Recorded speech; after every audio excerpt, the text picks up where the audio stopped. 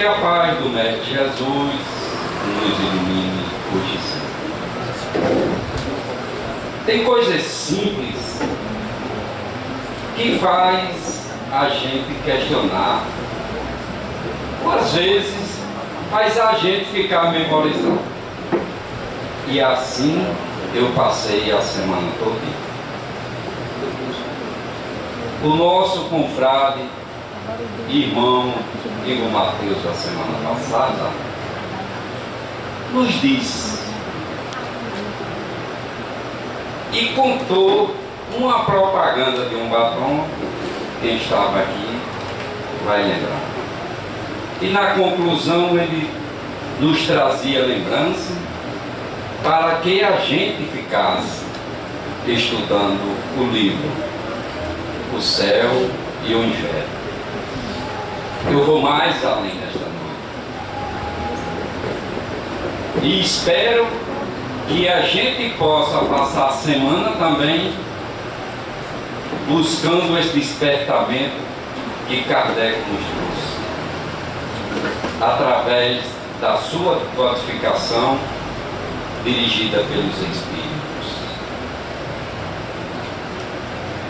Inicialmente, no início da codificação em 1857, quando nos brindou a obra do Livro dos Espíritos.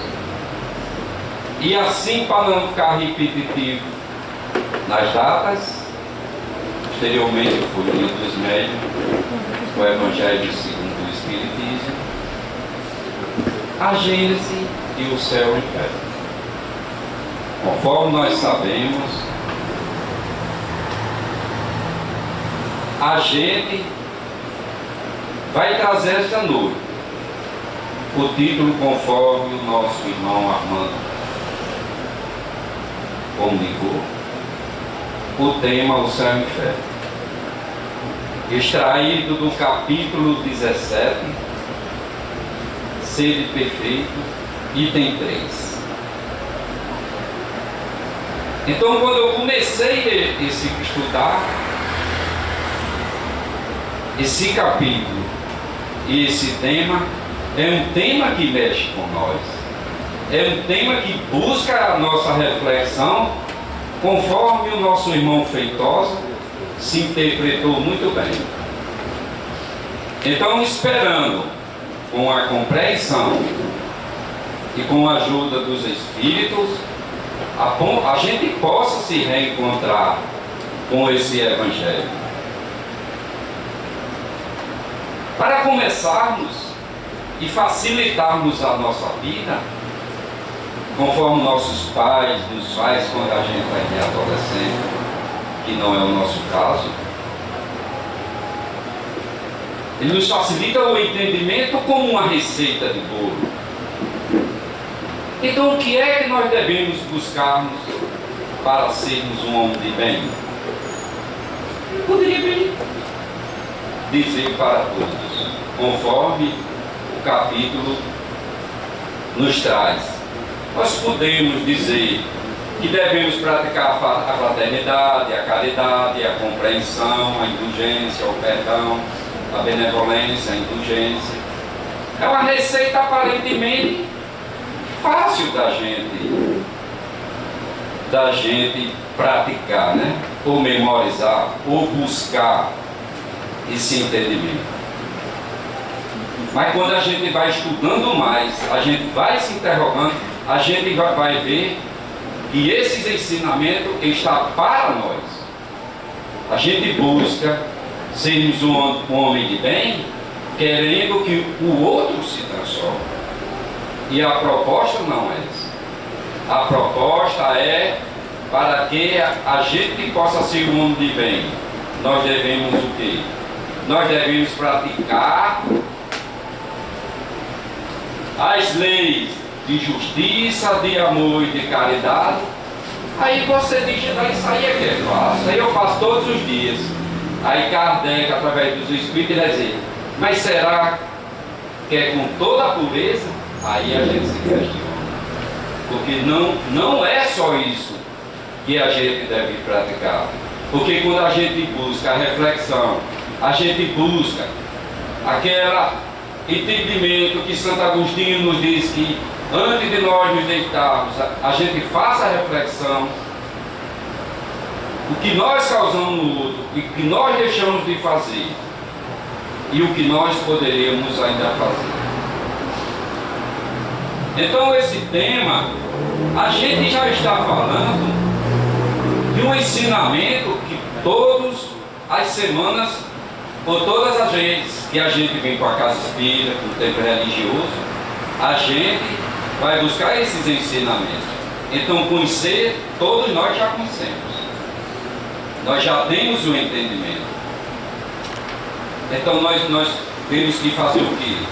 Nós temos é que vivenciar. Nós temos que pegar todos esses ensinamentos e colocarmos em prática. Cada um da sua forma. Sempre respeitando o limite do próximo. Porque nem todos nós somos iguais. Aqueles que estão mais avançados, que busquem recuar um pouco para compreender aquele irmão. Aquele irmão que ainda está numa trajetória de dificuldade, que se esforce nessa busca, nessa compreensão do Evangelho. Porque nós já sabemos, nós temos muitas literaturas. Nós temos as literaturas gospel, são as literaturas mais vendidas, as TVs estão aí, a Boa Nova, a TV Mundo Maior. Nós temos todo esse cabedal de conhecimento. Então, quando a gente chegar em casa, nas reflexões, no momento de tormento nosso, a gente busca esse conhecimento. Eu sei quando eu chego em casa sempre, e que eu possa propagar, eu propago a TVC, a TV Mundo Maior, que é onde a gente se identifica melhor com esses conhecimentos. Mas não que a gente radicalize dentro das nossas casas. E a gente possa se compreender e empatizar dentro da família, porque senão no lugar de ser uma transformação, será uma aprovação. E será que a gente ainda está com essa estrutura de quitarmos essas provas que nós desafiamos? Então, a gente poderia fazer uma pergunta. Quem já teve contato aqui com a obra O Evangelho segundo o Espiritismo? Ou com as mensagens de Jesus, retirada dos textos sagrados ou bíblicos? Todos nós, pela maioria que eu vi ali, balançaram a cabeça, sinal que já conhecemos. Mas o propósito principal desse contato não é só o conhecimento, conforme a gente diz. É fazer com que esta obra cause em nós essa revolução, essa explosão, e nos faça compreendermos ela. Porque Jesus, a mensagem de Jesus, ela é uma mensagem que nos toca todos os tempos, por todos os momentos. É interessante. A gente tem um hábito, às vezes, de ler o Evangelho e diz, não, vou abrir hoje aleatoriamente. Quando abre, o que é que acontece? Exatamente a pessoa diz, esta mensagem desta noite foi para mim. Então, é porque a gente ainda está nessa infantilidade de compreender o Evangelho. Então, a gente se questiona. A gente sabe que a mensagem cristã, ela é reveladora, ela é consoladora, e ela traz para nós a nossa necessidade, as nossas ansiedades. Então a gente ainda levanta essas questões, porque nós vamos buscar, ou estamos buscando, um resultado. porque é preciso ainda buscarmos o conhecimento dessa doutrina, não no próximo, o conhecimento da doutrina dentro de nós. Porque a gente julgar ou olhar ou corrigir o próximo é muito fácil. Aí é como a gente vê em paralamas de caminhões e mensagem aí. É difícil, fácil eu disse assim, mas tá bom. Então o que acontece? Faça ser o outro. Difícil é sermos nós, né? Não era esse texto que tem não, mas é uma mensagem mais ou menos assim. Nós às vezes, ou até mesmo nós dirigentes, nós que estamos aqui nessa tribuna hoje, no exercício da prática da oratória, às vezes a gente pode até se equivocar por estarmos aqui, por passar semanas e semanas estudando, elaborando essa proposta da noite, a gente achar que já tem mais conhecimento que o próximo. Mas nós sabemos que os ouvidos são o membro mais próximo da boca. Então, nós é que precisamos mais deste ensinamento. E nós devemos buscarmos exatamente para sabermos o que essa proposta tem feito com nós agora. Porque é muito fácil a gente estar prorrogando os nossos problemas, os nossos limites, ou até mesmo as nossas provações, mas que a gente busque se encontrar para que a gente possa sempre estar buscando esse entendimento. Depois de adquirido estes conhecimentos, o que é que estes conhecimentos está fazendo na nossa vida? Em que eu posso me tornar quando entro em contato com estes ensinamentos? Porque no capítulo 22, estranha moral, quando no Evangelho, Jesus através de Mateus vai nos dizer, e ele diz que não vim trazer paz, mas a divisão. Quando ele diz exatamente a necessidade dessa divisão, é a divisão de antes de você desconhecer essa mensagem. Porque só em nós estarmos aqui, nesta noite aqui, não quer dizer que a gente já compreendeu a mensagem. Porque cristão, todos nós queremos ser. E espírita, muito mais.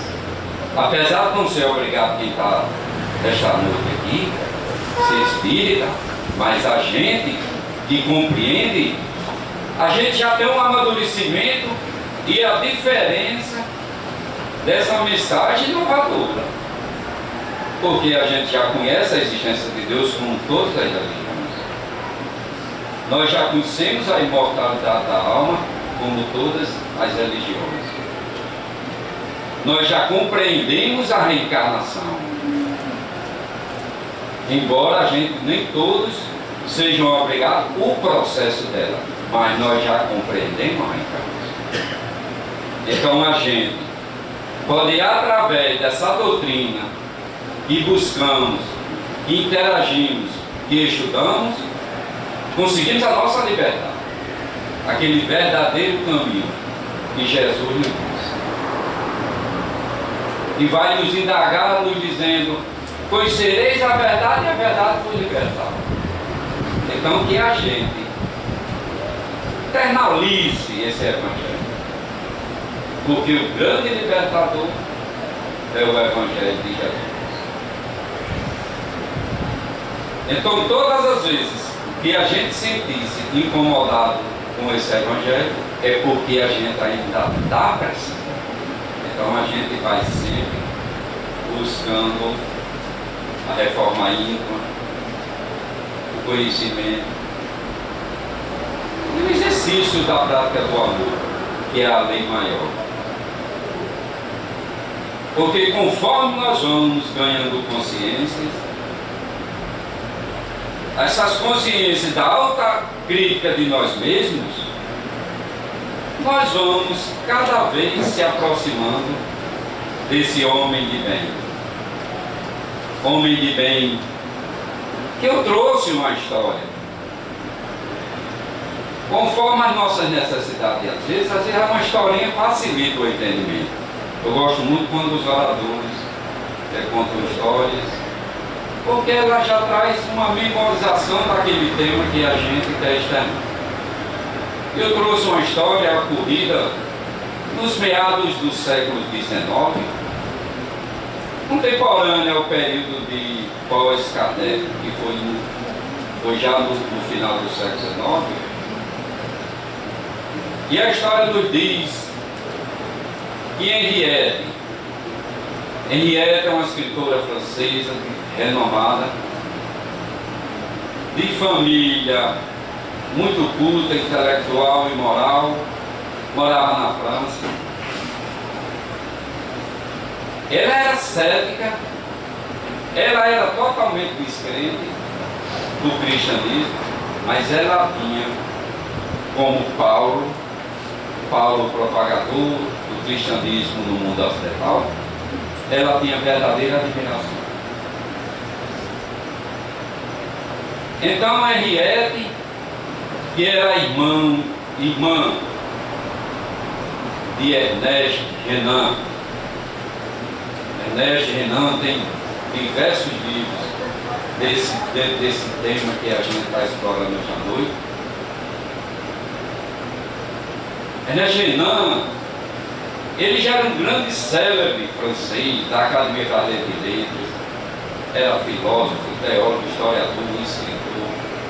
Então, era um representante social. Ele era tão importante naquela época que ele era um dos que faziam parte do debate intelecto-moral da França. Então, a Henriette, sua irmã,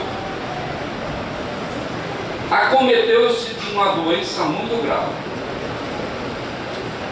Doença época que, para a época, a medicina desconhecia um tratamento adequado com êxito, ou seja, para uma cura imediata.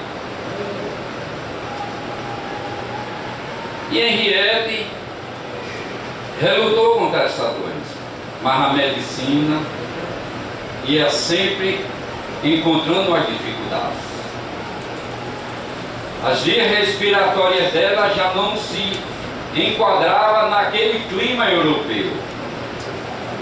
E os médicos aconselharam a Henriette a mudar de clima, procurar um clima mais ameno. E assim, ela orientada, ela procurou o Líbano. Quando ela chegou no Líbano, porque o Líbano fica ali perto do Oriente Médio, perto da Palestina, exatamente ali onde Jesus conviveu com seus apóstolos, onde fundou o cristianismo. Então Henriette, quando chegou no Líbano, ela já se sentia melhor. Ela, apesar de não ser médico espírita, que naquele tempo já tinha o espiritismo, mas ela era sensitiva. Ela viu aquela transformação, aquelas energias daquele ambiente, ela já sentiu o impacto daqueles novos ares. E assim Henriette foi melhorando a cada dia. E ela, como uma pessoa muito intelectual, de muitos conhecimentos, não se conformava em viver distante desses conhecimentos. Então, apesar dela ser cética, conformando sempre, ela começou a frequentar aquelas ruínas antigas, as igrejas, e ela começou a sentir-se melhor. Então, ela começou a interagir com aqueles grandes estudiosos da época. E os grandes estudiosos da época começaram a orientá-la para ela começar a ler o cristianismo no grego clássico, viu, Barreto? Você que gosta de estudar muito. Então já orientavam ela para estudar no grego clássico, porque dizia que a mensagem do Cristo que chegou do mundo ocidental não era a verdadeira mensagem. E assim, quando ela começou a estudar, vibrando com aqueles conhecimentos novos que ela tinha adquirido, foi buscar a verdadeira mensagem de Paulo. Ela se transformou. Ela se transformou porque a mensagem do Cristo, quando bate em nós, ela nos provoca essa condição.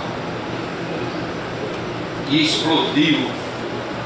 eclodiu exatamente essa mulher nova. Então, ela pegou, sentiu o irmão dela, Ernest Renan, vendo que o irmão estava equivocado, vendo que ela estava equivocada, escreveu a seguinte carta para o irmão dela: meu irmão, sei que você antipatiza o cristianismo, é cético e descrente, e que chega a detestar Jesus Cristo, mas lhe faço um desafio: estude o Evangelho de Jesus de Nazaré. Estude no grego clássico ou no grego moderno. Se você aceitar este desafio, quero ouvir a sua opinião, a sua proposta, o seu entendimento para que a gente possa interagir. E assim, quando Ernest Renan recebeu a carta da irmã, eu acho que ele só não fez isso, essa minha irmã endoidou. Porque o nível intelectual dele era outro. Mas Ernest Renan, quando recebeu a carta da irmã, ele começou a se impressionar, ficar abismado, como é que uma irmã tinha modificado tanto. Sendo assim, ele começou a interagir esse tema com ela, porque ele mesmo sendo descrente, ele mesmo dizendo que a religião só era para pessoas que eram muito pobre intelectual, e ele como se considerava um verdadeiro intelectual adulado pela sociedade, não tinha tempo para ver Jesus. Mas em consideração a irmã dele, que já se sentia melhor e que estava já mandando aqueles ensinamentos para ele, ele então começou a estudar conforme ia sendo trazido esta sequência. Ele começou a estudar os evangelhos primeiramente no hebraico, depois ele foi buscar os ensinamentos no aramaico, e por último ele estudou os evangelhos no grego clássico. Então, quando ele se aprofundou em todos esses conhecimentos, ele começou a compreender essa empreitada da irmã. Aí o que aconteceu? Apaixonou-se também por Jesus. Ele conheceu o verdadeiro Jesus. Tirou aquele Jesus de dentro das igrejas e trouxe o Jesus que o Espiritismo prega, o cristianismo redimido. Então, transformou totalmente aquele homem. Transformou de forma tal que ele, além de diversas obras que ele tinha, ele ainda escreveu 3 obras sobre a vida de Jesus. Cada obra com mais de 1000 páginas. Sendo assim, insatisfeito ainda, pesquisou essas obras e escreveu sobre um livro ainda sobre todos os atos dos apóstolos. Então, esse irmão se transformou. Esse irmão compreendeu qual é a mensagem do Evangelho. E assim, ele até hoje é um grande propagador do cristianismo. O cristianismo remanescente, o cristianismo é divino. Não rotulando o espiritismo, mas com os ensinamentos espirituais. Ele sentiu, ele compreendeu que a mensagem de Jesus tinha poder para fascinar as pessoas. Falar em fascinar, em modificar as pessoas, nós temos o grande transformador que todo cristão tem admiração, que é Paulo de Tarso. Paulo que era Saulo e depois foi ser Paulo de Tarso. Paulo de Tarso era um verdadeiro perseguidor dos cristãos. Matou muitos cristãos, é como se diz, trazia uma perseguição tenaz. Ele não tinha sossego quando ele subia, sabia aonde tinha um cristão, porque ele, apesar de ser muito estudioso para uma época no tempo de estudo, ele era uma pessoa de muita vida, ele aceitou o judaísmo, ele defendeu o judaísmo, ele estudou para ser rabino, ele estudou a Torá, que é então os ensinamentos de Moisés, ele compreendia, ele sabia na ponta da língua a Torá. Estudou muito a Cabala também, que é exatamente os ensinamentos esotéricos do judaísmo. Então, apesar de ter todo esse entendimento cristão, não cristão, claro, ele era entendimento não cristão porque ele era da lei de Moisés. Os judeus não aceitaram Jesus como Messias. Então Paulo, ele foi o grande transformador para nós, o exemplificador, porque quando ele recebeu o convite de Jesus,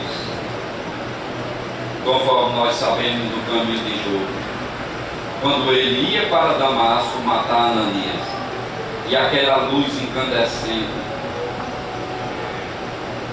chegou a falar com ele, perguntando por que ele perseguia. A literatura diz que era Jesus. E Jesus perguntou a Paulo, por que me persegues?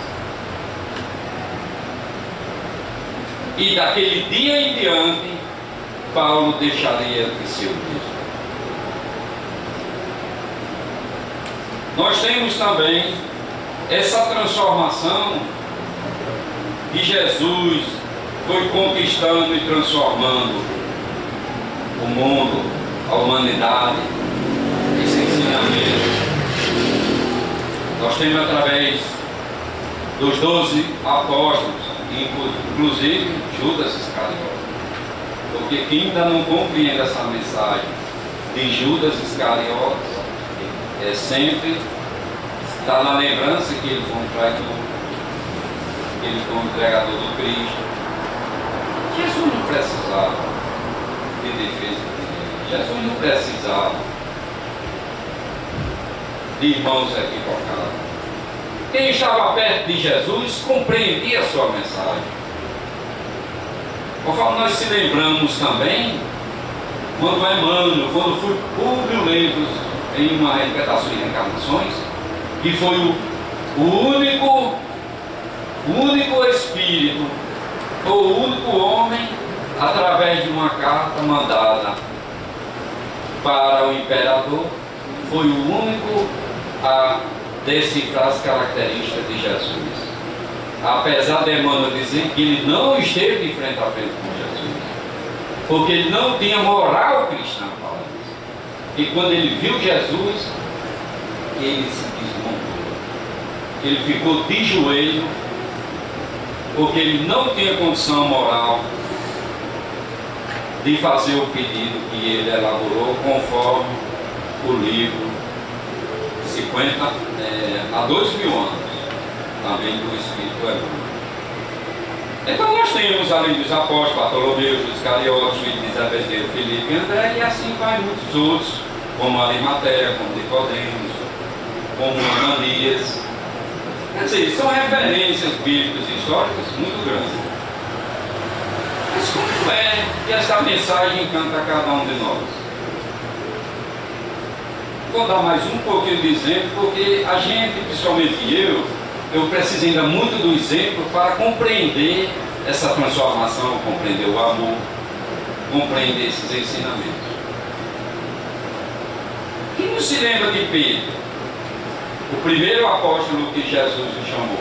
Aquele pescador de Cafarnaum, que era antipático, rabugento, conforme muita gente diz. Mas quando ele conheceu Jesus, e Jesus é a proposta, ele se transformou. Apesar de depois do martírio do Cristo, conforme nós sabemos, ele negou 3 vezes. E Jesus já havia premeditado isso. Então depois, Pedro deixou de ser aquele homem radical, para ser um homem ponderado e caridoso. Entre eles também, nós temos pessoas, nós temos apóstolos também que se revelaram. Pessoas como Ananias que Paulo perseguia. Ananias, ele era conselheiro. Ele foi conselheiro depois que Paulo se converteu ao cristianismo. Ele foi o verdadeiro conselheiro de Paulo. Ele foi quem caminhou Paulo para o deserto. Quando Paulo, perturbado, rejeitado pelo judaísmo, que já não aceitava, e pelos apóstolos, que não sentiram a confiança necessária, se sentiam verdadeiros ovelhas entregues aos lobos. E Paulo, ele era um homem equivocado na época. Então Ananias chegou e disse: Paulo, se encaminha para o deserto, vai buscar seu interior. E assim Paulo foi para o deserto e se transformou. Nós temos João também, João Evangelista. João Evangelista que é um evangelho totalmente diferente dos outros 3. De Mateus, Lucas e Marcos. Ele é um evangelho que precisa a gente estar exatamente na condição que nós estamos hoje. Uma condição reflexiva, uma condição que a gente busca o nosso interior através das suas transformações. E nós temos assim outros como Maria de Magdala. Essa daí, através da obra Boa Nova, que é uma mensagem brilhante, conforme nós sabemos, ela foi uma grande transformadora. Muitos de nós, ou muitos que desconhecem o cristianismo, achamos que o Cristo tem algum interesse em Maria de Magdala. E o Cristo não precisava disso. A êxtase de Jesus era seu evangelho. Então às vezes a gente pode até se interrogar: quantos de nós não somos como era Maria de Magdala? Quantos de nós precisamos desse impacto do Evangelho para sermos um homem de bem?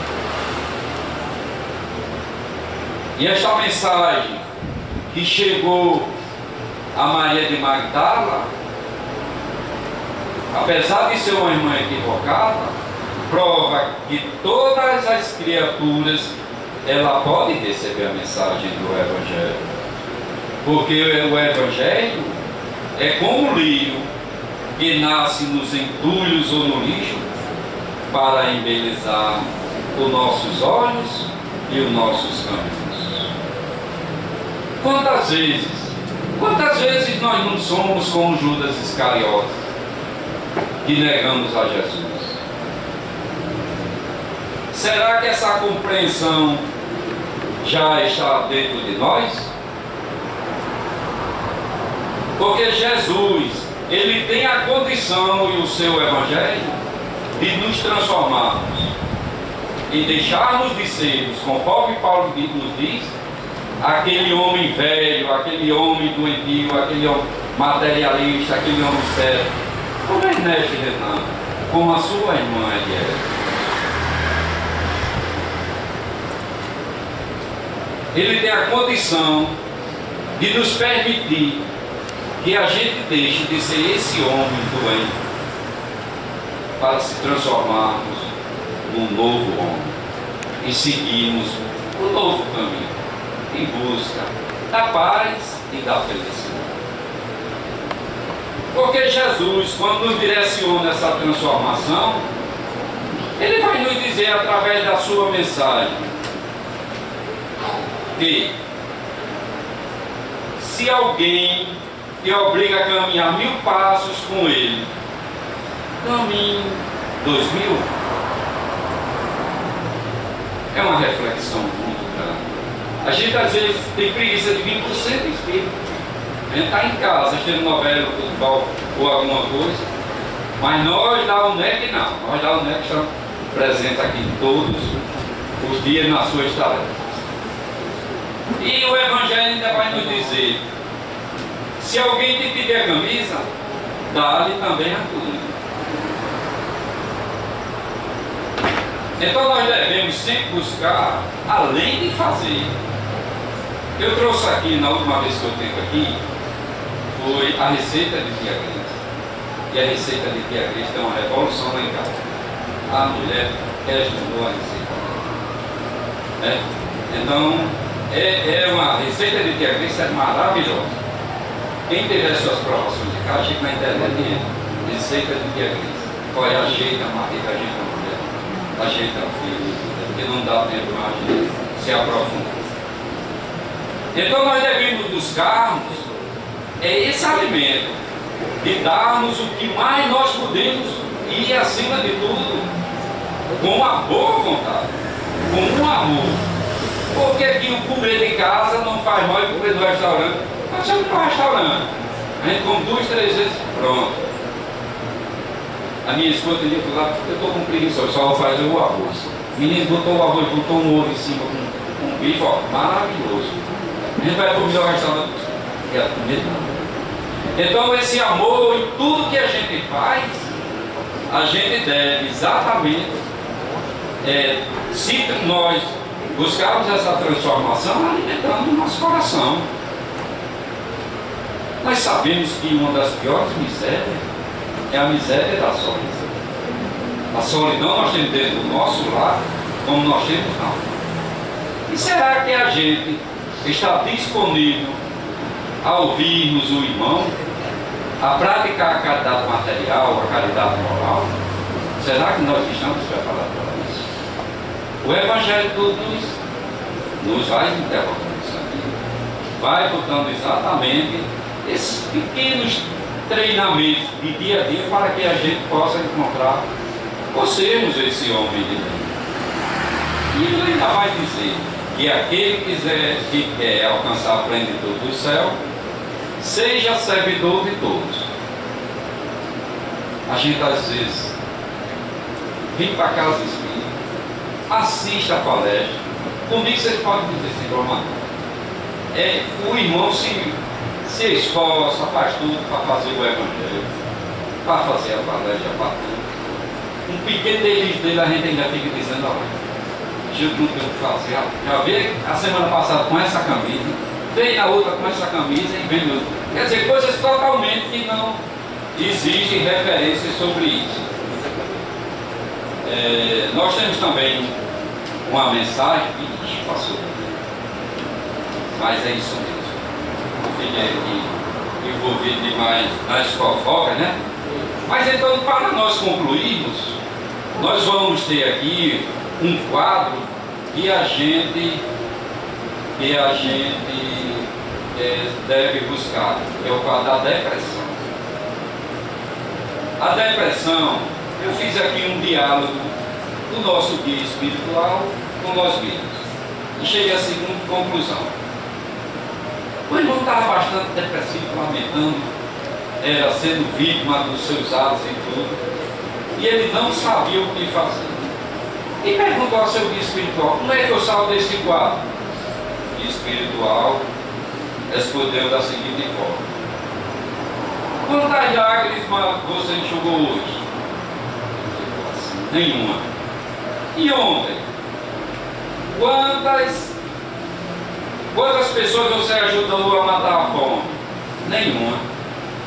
E a semana passada? Quantas fez sorrir? Nenhuma. E antes de ontem? Quantas pessoas você tentou ajudar? Nenhuma. E assim, o guia espiritual chegou à seguinte conclusão, orientando aquele irmão para que possa refletir e compreender o que está se passando. Porque é muito simples. Ele conclui que você, espiritual, dizendo ao irmão, você está passando pela ausência da paz e da felicidade dos outros, que você ainda não aprendeu a construir. Nunca fez nada para ajudar o próximo. Fica envolvida no egoísmo e no orgulho. Então é por isso que vem as doenças. Então, que esta mensagem possa trazer a cada um de nós essa reflexão, para que a gente possa adoecer Deus. Ninguém nunca ouviu falar que Jesus Cristo adoeceu. Que a gente possa ser o transformador que a gente simplificou através de Paulo de Tarso, através de Eliel, através de Renan, através de Maria de Magdala, através de Joana de Cusa, que dá outra palestra. E para concluir, nós temos que objetivarmos os nossos conhecimentos, ou a nossa mensagem. Eu queria agradecer profundamente a vocês por estarmos aqui, por estarmos nessa empatia como cristãos, porque todos esses transformadores que passaram por essas transformações, eles nos deixaram alguma mensagem. E a mensagem que eu trago, uma mensagem pessoal, uma referência